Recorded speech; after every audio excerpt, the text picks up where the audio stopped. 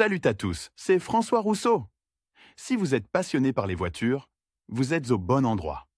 Continuez à regarder, on va entrer dans le vif du La sujet. majorité des automobilistes russes sont confrontés au moins une fois par an au problème de la motricité de leur véhicule. Il s'agit d'un problème classique en hiver, qui se traduit par des dérapages et du verglas. Cependant, même en été, un voyage dans la campagne hors des sentiers battus peut causer beaucoup de problèmes. Voyons comment vous pouvez vous protéger et vous assurer, vous et votre voiture. Quels sont les facteurs qui influencent les capacités tout-terrain de la voiture? Ce concept est plus souvent rencontré par les conducteurs de voitures particulières, mais même les SUV souffrent sur certains tronçons de route. Bien que leur conception soit mieux adaptée aux terrains difficiles, la plupart d'entre eux appartiennent à la catégorie des crossovers, et ne sont pas tous équipés de 4 roues motrices. Les obstacles qui peuvent devenir potentiellement dangereux sont les zones marécageuses, la boue, la neige, la glace, les gués, les forêts et les diverses irrégularités de la route. On distingue les facteurs suivants qui influencent la capacité de franchissement du véhicule, les pneus, ainsi que leur niveau de pression. Il est souhaitable qu'ils correspondent le plus possible aux conditions météorologiques et routières. Avec de bons pneus, même une voiture de tourisme à traction avant peut prendre de l'avance sur un tout-terrain équipé de roues inadaptées. Lorsqu'il s'agit de la boue habituelle, les pneus à crampons sont la meilleure option. Dans d'autres situations, des pneus larges à basse pression peuvent être optimaux. Conception de la transmission et du verrouillage. Dans la plupart des cas, on préférera un véhicule à 4 roues motrices avec l'option d'un blocage de différentiel entre les essieux. Cela est nécessaire pour permettre à chaque roue de tourner en synchronisation avec le reste du véhicule. Le blocage dur est le plus efficace, ce dont ne peut se prévaloir une voiture à traction avant conventionnelle. Hauteur de passage. Cet indicateur est clair, même pour un automobiliste novice. Plus le bord inférieur de la carrosserie est haut par rapport à la surface de la route, moins les obstacles de toutes sortes, les fosses, la boue, les bosses, les congères, etc. sont dangereux.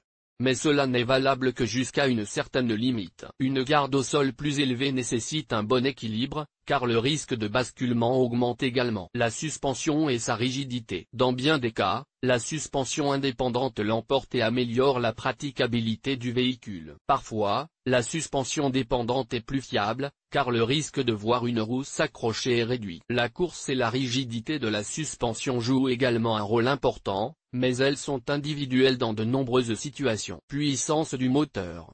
La puissance du moteur est un autre facteur important, mais ce n'est pas le nombre de chevaux qui joue le plus grand rôle, c'est le couple. Les moteurs diesel sont plus performants à basse vitesse que les moteurs à essence. Ils sont également plus aptes à supporter l'immersion de la voiture dans l'eau dans les gués et les zones gorgées d'eau. Lire aussi. Comment obtenir un panneau handicapé pour votre voiture? Accessoires pour améliorer les capacités tout-terrain. Divers dispositifs mis au point par des concepteurs automobiles et des conducteurs expérimentés peuvent contribuer à accroître les capacités tout-terrain de la voiture. La barre anti-roulis est un moyen très répandu d'augmenter les capacités tout-terrain. Il s'agit d'une paire d'angles avec des crochets longitudinaux et plusieurs angles transversaux. Le tout est soudé et équipé d'une chaîne. Ils sont placés sous les roues arrière et la chaîne est enroulée autour de l'essieu arrière. Lorsque la première vitesse est enclenchée, les barres anti-roulis commencent à avancer en enfonçant leurs crochets dans le sol. Cela permet une meilleure adhérence au sol. La voiture coincée commence à se libérer lentement de sa captivité. Les chaînes à neige sont très appréciées des chauffeurs expérimentés. Il peut s'agir de chaînes à tracteur, à chenilles ou à petits maillons. Ces dernières fonctionnent bien sur les véhicules sans 4 roues motrices dans les zones glacées et enneigées,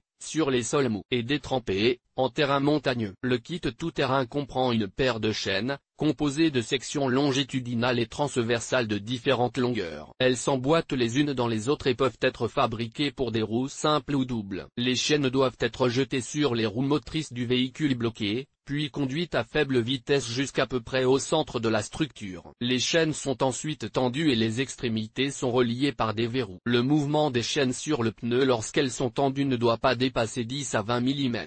Dans le cas contraire, elles seront inefficaces ou ne dureront pas longtemps. Pour les conditions routières particulièrement difficiles, les chaînes de traction sont utilisées pour augmenter la capacité de franchissement des camions à roues jumelées. Elles peuvent vous aider à traverser une prairie marécageuse dans une zone de basse altitude, une prairie enneigée, un chemin de terre dans un marécage et d'autres terrains difficiles. Le kit comprend une paire de chaînes, qui s'installe de la même manière que celle décrite ci-dessus. Parmi les autres conceptions de chaînes visant à améliorer les capacités tout-terrain, les chaînes à chenilles sont encore connues pour s'adapter aux endroits où d'autres types de conceptions ne le peuvent pas. Outre les chenilles, chaque chaîne comporte des nervures transversales et des goupilles de connexion. Pour les placer sur les roues du véhicule, un dispositif de tension spécial est utilisé. Ne mettez les chaînes que lorsque la route est difficile, mais à tout autre moment, mettez-les dans la carrosserie dès que possible. Au contact de surfaces dures, elles s'usent rapidement, détruisent la surface asphaltée et entraînent tout simplement une surconsommation de carburant. Lorsque les autres méthodes échouent, il est possible d'utiliser ce que l'on appelle des extracteurs de roues. Ceux-ci peuvent être installés aussi près que possible de l'essieu de la roue avant. Lors de leur rotation, la chaîne est enroulée sur le tambour de l'appareil. Grâce à cet enroulement, la voiture se tire d'elle-même vers une zone sûre. Lire aussi, dérapage contrôlé de la voiture, caractéristiques,